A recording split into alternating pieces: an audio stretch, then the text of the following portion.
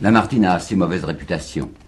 On parle de lui comme d'un poète langoureux, languide. C'était déjà Musset, je crois, qui parlait de lui comme un pleurard à nacelle. Et c'est Flaubert qui disait qu'il était responsable de tous les embêtements bleuâtres du lyrisme poitrinaire. Quand on pense d'autre part à Lamartine, homme politique, il a fait de la politique. Alors on dit, il s'est lancé dans cette politique pour laquelle il n'était pas fait, il a fait 4 pas dans les nuages, et c'était au bout, la culbute, c'était bien fait, c'était couru. C'est de ça dont je voudrais parler aujourd'hui. Lamartine, homme politique. Parce que son rôle est très peu connu, et je crois assez souvent volontairement masqué. Il y a beaucoup de gens qui n'aiment pas parler de cette politique de Lamartine. Beaucoup de ceux, les historiens, les écrivains littéraires, l'histoire littéraire, prétendent que la politique ne les intéresse pas, qu'ils ne font pas de politique, et je me rappelle toujours cette phrase d'Alain qui affirmait que les gens qui disent qu'ils ne font pas de politique sont souvent ceux qui ont les options les plus déterminées là-dessus. Remarquez qu'ils sont souvent de bonne foi aussi. Ils ont tellement la conviction que leurs options politiques sont conformes aux vérités éternelles, qu'en somme, ils n'ont pas l'impression d'en faire de la politique. Tenez, à propos de Victor Hugo, par exemple, je vois que beaucoup d'historiens, lorsqu'ils évoquent le changement brusque qui s'est produit dans l'attitude politique de Victor Hugo en 1849, expliquent ça par des raisons tellement petites que ça ne tient pas. C'est au mois de juillet 1949 que Victor Hugo tout à coup a fait un discours qu'il a classé effectivement, comme on dit, à gauche ou à l'extrême gauche. Eh bien, ce discours de Victor Hugo, je ne veux pas citer ici de nom, mais enfin des gens qui l'ont étudié, vous disent Victor Hugo avait terriblement envie de se faire une grande réputation d'orateur égale à sa réputation de poète. Il a voulu faire un grand discours, ce discours était empoulé, ridicule, ses amis conservateurs se sont mis à se moquer de lui. Alors à cause de ça, Hugo est passé du côté de l'extrême gauche pour aller chercher là-bas un encens frelaté. Vous sentez bien que c'est une explication courte. Revenons-en à Lamartine. Et je voudrais étudier ce député Lamartine de 1833, au moment où il devient député, jusqu'à 1851, c'est-à-dire au coup d'État. Il a 40 ans, Lamartine, lorsqu'il entre dans la vie politique. Il a 40 ans, c'est en 1830 par conséquent, et tout le monde se rappelle qu'en 1830, c'était l'année de la Révolution de Juillet. Qu'est-ce que c'est la Révolution de Juillet? C'est donc la monarchie dite légitime, qui est renversée brusquement et à laquelle se substitue la monarchie de Juillet, c'est-à-dire la monarchie des d'Orléans, dite illégitime. En 1830, Lamartine était encore diplomate. Il l'était depuis 1820, il est entré dans la carrière diplomatique en mars ou en avril 1820, il avait été donc diplomate 10 ans, et ça lui pesait un peu. Maintenant qu'il avait 40 ans, il avait envie de dire certaines choses qui lui paraissaient essentielles, et il avait le sentiment qu'un diplomate, qui doit obéir aux instructions de son gouvernement, n'est pas libre. Alors il démissionne. Il va quitter la carrière diplomatique, et c'est dans le dessein précisément de reconquérir une indépendance personnelle totale pour dire ce qu'il a envie de dire sur les grands problèmes. Quels sont les problèmes? Eh bien justement voilà. Lamartine est un des tout premiers en France, au XIXe siècle, à avoir posé la vraie question. Beaucoup de gens s'imaginaient encore en 1830 que c'était simplement un changement de régime, une affaire politique, quoi, la monarchie des d'Orléans remplaçant la monarchie Bourbon. Lamartine a le sentiment que le problème est un problème d'ordre social. Louis Blanc l'a vu, Saint-Simon l'a vu, Chateaubriand l'a vu en 1833-1834. Mais Lamartine, dès 1830, il faut regarder sa correspondance, explique à Virieu, à ses camarades, que le problème est maintenant ce problème de structure sociale. Il y a, vous le savez, enfin tout le monde le sait aujourd'hui, il y a ces concentrations industrielles qui commencent à se former autour de 1827-29. C'est la civilisation industrielle qui commence en France, il y a donc des concentrations de prolétaires, et il y a là des gens dont la destinée est effroyable, et qui deviennent de plus en plus nombreux à mesure que l'industrie se développe. Alors Lamartine, élu député en janvier 1933, dans les tout premiers, le deuxième ou le troisième, les discours qu'il va prononcer à la Chambre, va dire exactement ceci. Nous le dissimulons en vain.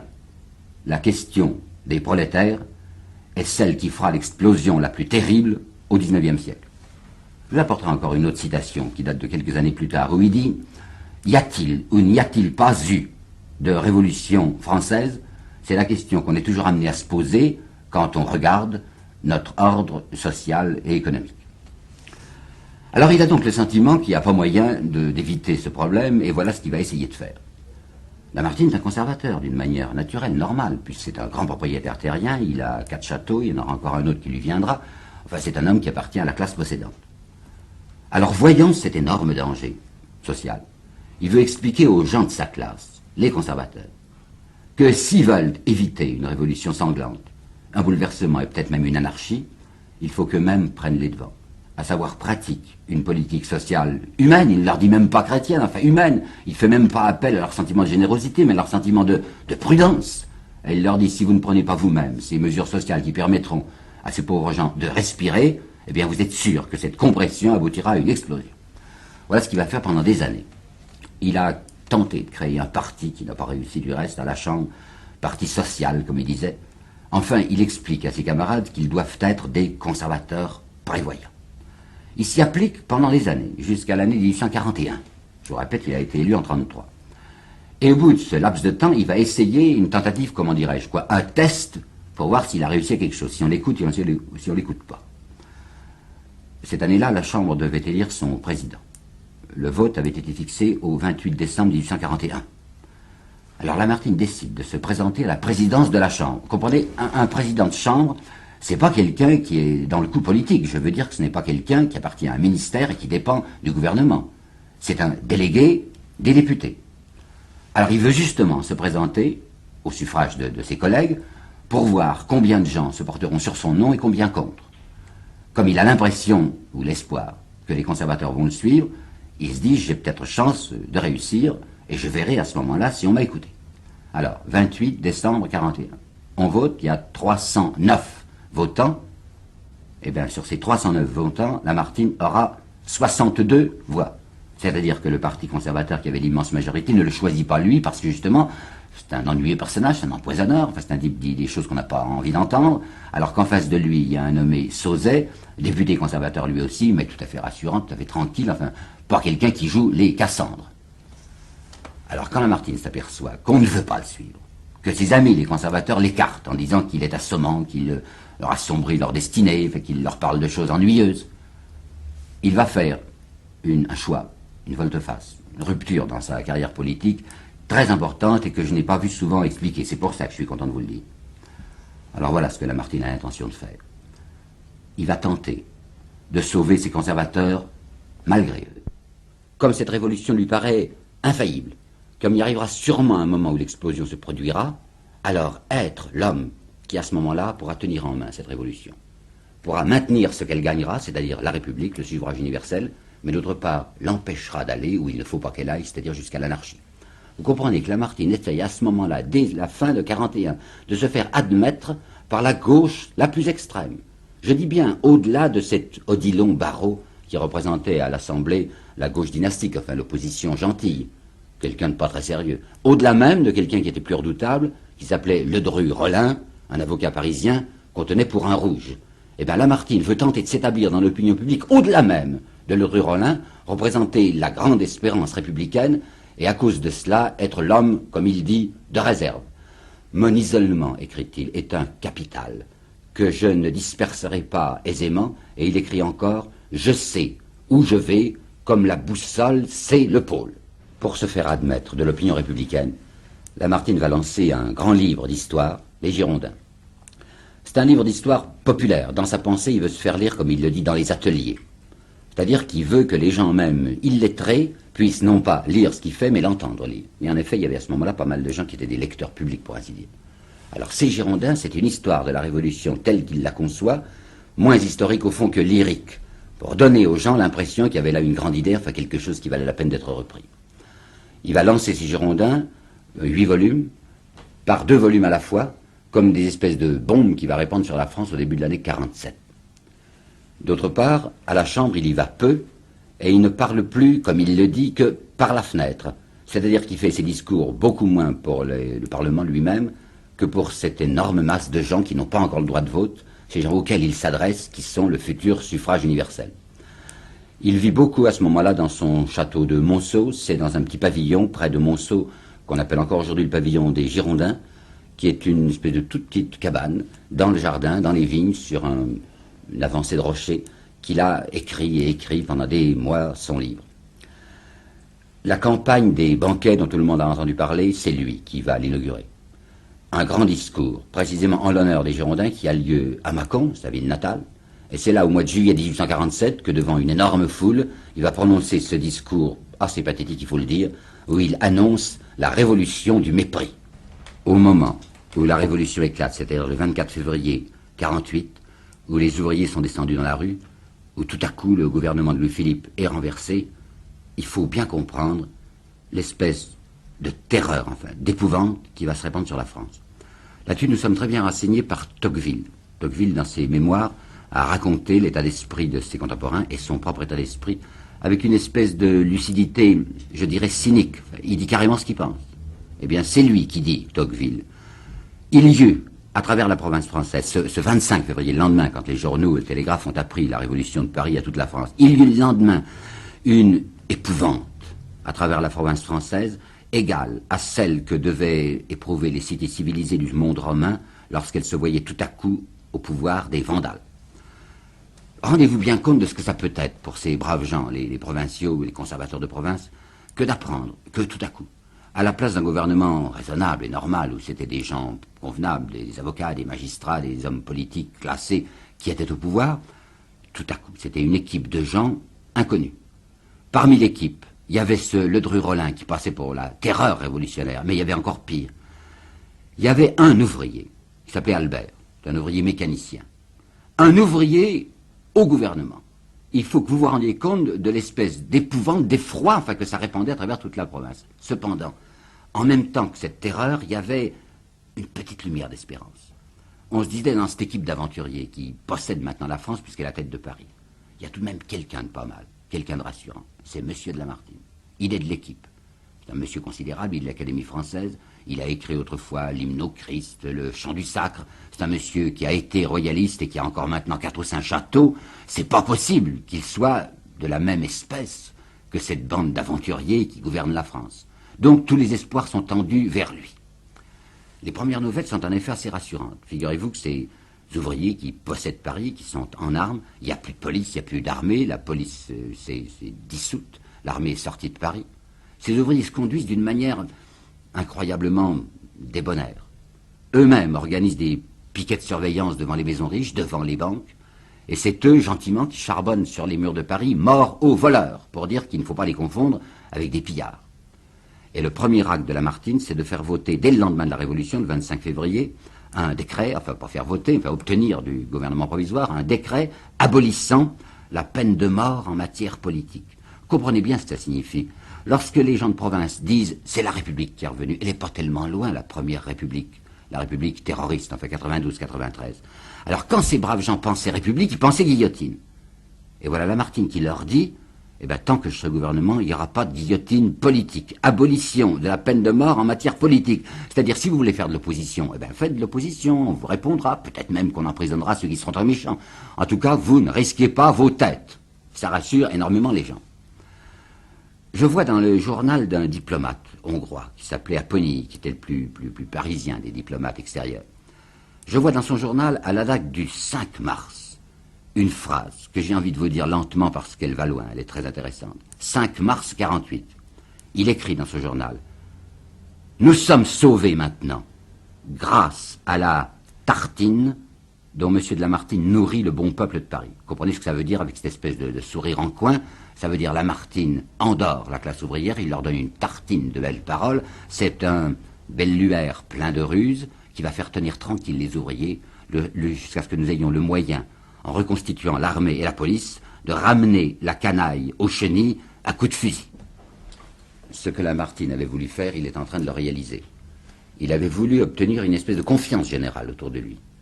Il s'était fait applaudir et soutenir par la gauche et par l'extrême gauche grâce à ses Girondins. Il était l'homme qui donnait le suffrage universel à la France, et d'autre part, les conservateurs lui faisaient toujours confiance parce que c'était M. de Lamartine, l'homme au château. Alors, on va assister pendant à peu près 2 mois à un enthousiasme vraiment général, fondé, je le sais bien, sur une équivoque. Un enthousiasme général pour Lamartine. Et quand les élections vont avoir lieu, les élections d'avril 48, pour l'élection à l'Assemblée nationale, on va voir Lamartine rassembler 2 millions de suffrages sur son nom. Et j'insiste sur un point.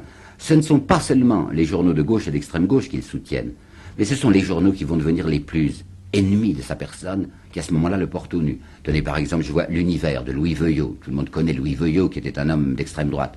Eh bien, l'Univers chantait les louanges de M. de Lamartine en disant il faut que tous les catholiques se groupent derrière lui. Je vois la Revue des Deux Mondes, revue très sage et très conservatrice, qui l'appuyait à fond. Et encore plus, alors du côté des économistes proprement dit, enfin, de la finance, la banque, le journal des économistes disait également qu'il n'y avait pas à hésiter, qu'on devait faire confiance à M. de Lamartine. Enthousiasme populaire considérable. Tenez, j'ai là justement une bonbonnière de rien du tout, enfin qui valait peut-être, je sais pas, 40 sous à ce moment-là, et qui est justement un de ces témoignages de l'enthousiasme populaire pour lui. C'est un pauvre petit dessin représentant Lamartine lui-même avec son écharpe de député, un visage qui n'est pas exactement semblable au sien, mais c'était répandu à des millions d'exemplaires. Eh bien, Lamartine ramasse 2 millions de voix sur son nom pour ces élections d'avril 48. Lorsqu'il arrive à la Chambre, il est acclamé. Mais il faut bien comprendre l'état d'esprit de ceux qui, à droite, l'avaient soutenu. Vous vous rappelez ce que je vous ai dit d'Apponie, la tartine, etc., et Lamartine qui sauve les conservateurs parce que c'est un homme rusé et qui endort la classe ouvrière. Alors l'espoir qu'avaient les conservateurs lorsque Lamartine a pris le pouvoir, c'était plus qu'un espoir, c'était presque la conviction que Lamartine allait accepter une dictature qu'on allait maintenant lui donner et grâce à laquelle il remettrait la société sur ses bases. Or, Lamartine va la refuser, cette dictature qu'on veut lui offrir. Il ne veut précisément pas être cet homme que les conservateurs s'imaginent qu'il est.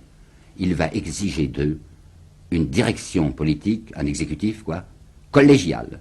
C'est-à-dire qu'il ne veut pas être seul, il veut qu'il y ait 5 Français à la tête de la France. Et parmi ces 5 Français, il exige la présence de Ledru-Rollin, précisément parce que ça représente la gauche et l'extrême gauche. Entendu, il a sacrifié Albert. L'ouvrier paraissait tout de même trop provoquant. Mais on va prendre l'avocat Ledru-Rollin, Lamartine représentant, si vous voulez, l'homme du centre, l'arbitre, il y aura une droite, il y aura une gauche dans ces 5. Eh bien ça, on ne l'accepte pas à droite. Une colère invraisemblable contre lui. On l'avait pris, voyez-vous, on l'avait pris pour un imposteur au service des possédants. Et il n'était pas un imposteur. On attendait de lui qu'il se démasquât, mais le malheur, c'est qu'il n'avait pas de masque. Alors c'est une fureur incroyable. Je vais vous citer une phrase qui est dans le Correspondant. J'ai pris ça dans le Correspondant parce que c'est une revue catholique gentille, enfin pas excitée comme l'Univers de Louis Veuillot. C'était des catholiques modérés, timides. Eh bien, c'est le Correspondant lui-même qui va déclarer ceci. M. Lamartine a manqué sciemment et volontairement à la mission que lui avait confiée le suffrage universel. Ce que l'on ne dit pas souvent, ce que j'ai très rarement vu dire sur l'action politique de Lamartine au mois de mai 1848, lorsqu'il est dans cette direction collégiale, c'est ce que je vais vous dire maintenant. Il avait 4 ou 5 projets importants. Voici le premier. Il demande la suppression, l'abolition du système de remplacement militaire. Aujourd'hui, ça nous paraît naturellement inconcevable que quelqu'un, parce qu'il est riche, échappe au service militaire. Mais vous savez qu'au XIXe siècle, et jusqu'à la guerre de 70, lorsque quelqu'un devait aller, parce qu'il avait tiré un mauvais numéro, on tirait au sort à ce moment-là, devait aller à la caserne ou à la guerre, il avait le droit, s'il était riche, de s'acheter un remplaçant. Et bien Lamartine, en mai 48, fait une proposition en disant c'est absolument indécent que les riches puissent éviter d'avoir à défendre la France s'il est attaqué. Par conséquent, je demande la suppression du service de remplacement, du système de remplacement. Deuxièmement, il demande à l'Assemblée nationale le vote d'1 milliard pour les instituteurs. Parce que les instituteurs étaient à ce moment-là payés en moyenne 600 francs par an et que les députés venaient de s'allouer 750 francs par mois. Troisièmement, Lamartine demande la taxation du charbon, et je crois que c'est intéressant à regarder d'un peu près ça. Déjà 2 fois au cours de sa vie parlementaire, il en avait parlé de ce problème. À propos des concentrations industrielles, comme on disait, c'est-à-dire des trusts charbonniers. Une fois pour les mines de la Loire, une autre fois, je crois, pour les mines du Nord. C'était en 38 et en 46 qu'il en avait parlé. Ces petites usines, ces petites exploitations minières, avaient la tentation de se grouper. Elles demandaient l'autorisation à l'État de fonder des espèces de trusts, On disait concentration à ce moment-là, ou même congrégation, on disait. Et leur argument était, si nous nous rassemblons, nos frais généraux vont diminuer, et par conséquent, on pourra hausser les salaires et baisser le prix de vente. Et dans son discours de 1846, Lamartine avait dit, mais c'est tout de même singulier, quand nous avons admis la concentration des mines de la Loire, nous nous sommes aperçus très peu de temps après que c'était les salaires qui avaient baissé et le prix de vente qui avait été augmenté. Et il dit, ce que je ne veux pas, c'est que se constitue une grande puissance charbonnière et minière française avec 20 000 actions, parce qu'une fois, dit-il, une fois que ces 20 000 actions se seront répandues dans toutes les consciences des députés, leur influence gouvernera le gouvernement. Eh bien, c'est bien ça qu'il voulait, en effet. D'autre part, Lamartine demande l'établissement d'un impôt sur le revenu, et enfin, il voudrait la nationalisation des chemins de fer. Ben, reprenons Tocqueville, toujours ces mémoires de Tocqueville, qui sont si intéressantes. Tocqueville dit carrément, il y a un mot qui était répété perpétuellement dans mon milieu, dans le milieu des gens bien, eux-mêmes s'appelant les honnêtes gens, c'est « il faut en finir ». Il faut en finir avec ce Lamartine qui nous apporte, en somme, la gabegie. Déjà, la bourse travaillait pas mal. Pensez par exemple qu'on voit le 5% qui était passé de 116 à 75 en 3 mois. Le 3% était passé de 73 à 43. D'autre part, la Banque de France elle-même organisait l'évasion des capitaux.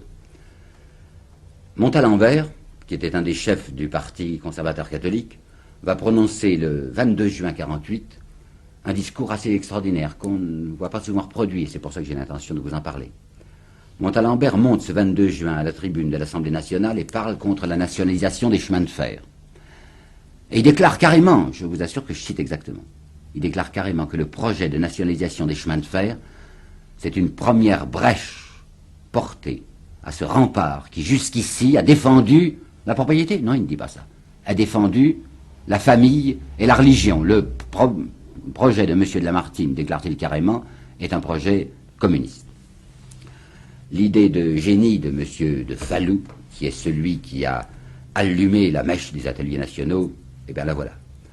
Là aussi, je ne suis pas sûr que ça se dise assez couramment, mais je pense connaître cette question et l'expliquer avec sincérité. Comme la plupart des industriels de Paris avaient fermé leurs usines le 25 février, lockout, n'est-ce pas, il y avait eu 80 000, 100 000, jusqu'à 130 000 ouvriers chômeurs. Ils étaient sur le pavé. On ne pouvait pas les laisser mourir. Alors le gouvernement avait décidé de créer des ateliers nationaux pour eux, où on les payait au début 2 francs par jour, et ensuite, quand ils étaient si nombreux, 1,50 franc par jour.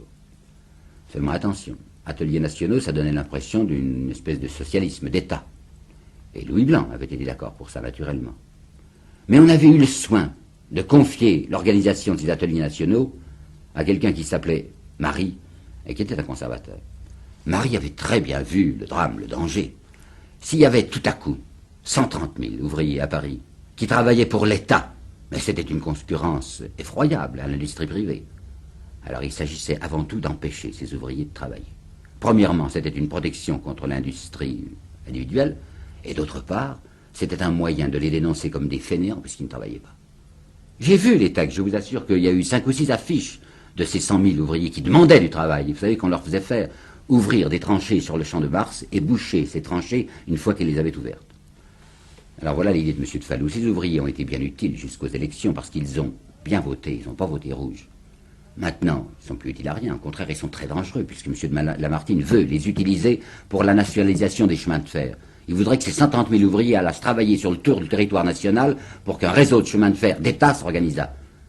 Eh bien, l'idée s'impose d'elle-même. Enfin, c'est Falloux qui l'a eu. On va jeter à la rue ces 130 000 hommes. On va brusquement leur annoncer la fermeture des ateliers nationaux. Leur 1,50 franc, fini. Alors, forcément, ils descendront dans la rue. Ils feront une insurrection. Et comme un gouvernement, quel qu'il soit, républicain ou pas, ne peut pas tolérer une insurrection et est obligé de la réduire par la force, ce sera le gouvernement de Lamartine, c'est-à-dire la République, qui tirera sur les prolétaires. Autrement dit, les pieds lui glisseront dans le sang. Lamartine n'est pas un imbécile. Il voit très bien ce qu'on prépare contre lui. Pendant plus d'1 mois, 1 mois et demi, on va le voir là, arc-bouté, contre cette porte que les Falloux et les Montalembert essayent d'enfoncer pour livrer passage aux furies. Il sait très bien qu'on va finir par jeter les ouvriers dans la rue. Alors voilà l'idée qu'il a eue. Essayer une parade. Essayer au moins d'empêcher l'effusion de sang. Il voudrait remplir Paris de soldats. Il voudrait qu'il y ait 60 000 hommes dans Paris et qu'au premier signe de trouble, les soldats fussent partout afin que les ouvriers, jetés dans la rue en effet, ne puissent pas faire de barricades, n'osent même pas en faire, enfin ne se fassent pas tuer. On s'arrangera après. Ce qu'il faut avant tout dans sa pensée, c'est empêcher qu'on tire dessus. Il compte pour cela sur Cavaignac. Cavaignac, c'est son ministre de la guerre, c'est un général. C'est lui, Lamartine, qui l'a choisi, Cavaignac. Il avait un commandement en Algérie, il l'a fait venir d'Algérie. Pourquoi a-t-il pris Cavaignac? À cause de son nom. Cet officier Cavaignac, jusqu'alors, s'était pas fait connaître du tout. Seulement, il s'appelait Cavaignac. Et il avait un frère, Godefroy Cavaignac, qui lui avait été un combattant républicain, s'était engagé très profondément, très courageusement, très violemment. Il était mort. Et ce nom de Cavaignac restait dans l'opinion républicaine comme de quelqu'un d'absolument sûr. Alors Lamartine, avec une certaine naïveté, je dois le dire, se persuade que ce général Cavaignac va défendre la République avec lui et surtout va éviter le sang. Il se trompe. Cavaignac, dès qu'il est arrivé à Paris, dès qu'il a pris possession du ministère de la Guerre, s'est rendu compte d'où soufflait le vent. Il a très bien vu que Lamartine était détesté de ce qu'on appelait des honnêtes gens. Alors Cavaignac va avec eux. Il a parti lié avec eux.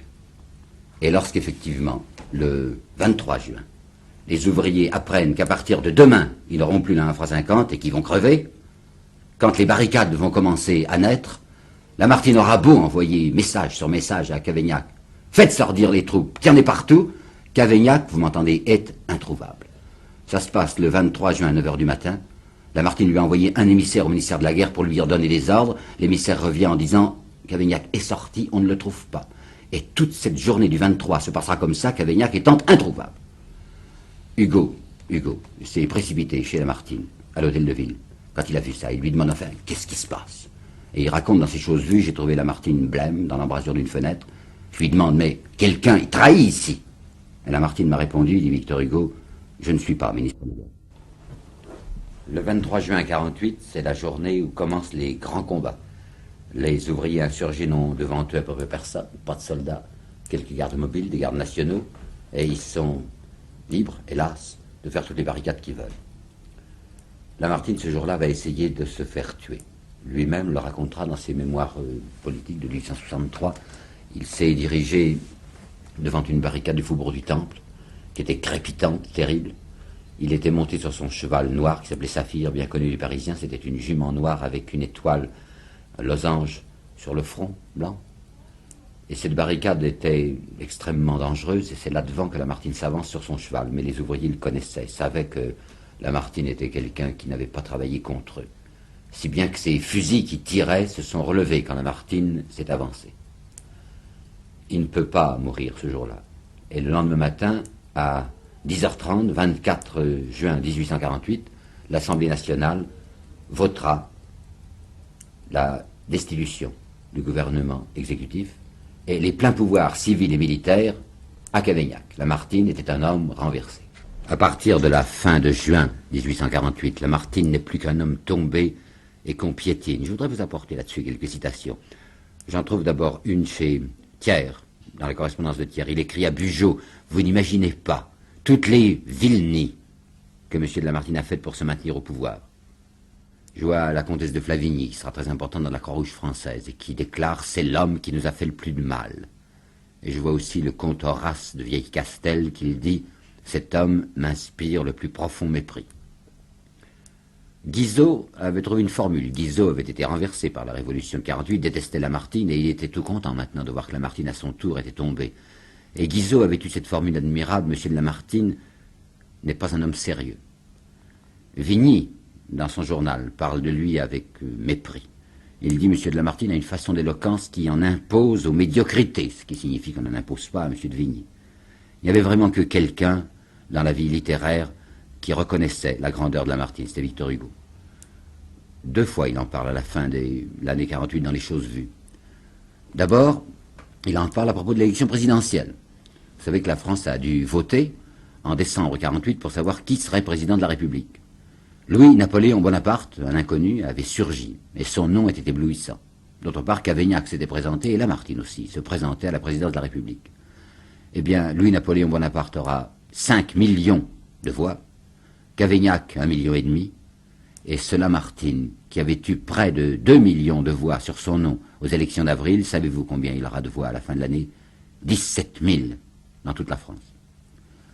Il va tout de même essayer de travailler, de continuer à faire ce qu'il peut pour orienter les Français vers ce qu'il estime être la vérité. Il a fondé un journal qui s'appelle Le Conseiller du Peuple, qui est un mensuel. Et dans ce livre, dans ce périodique, il essaye d'expliquer avec honnêteté, sans amertume, n'accusant même pas Cavaignac, d'expliquer ce qu'on pourrait encore faire avec cette République piétinée, pour essayer tout de même de la faire vivre. Il n'y aura pas moyen. Personne ne l'écoute plus. Il continuera à parler tout de même jusqu'à ce que le coup d'État du 2 décembre lui mette un bâillon sur la bouche. Eh bien, la voilà, l'histoire du député Lamartine.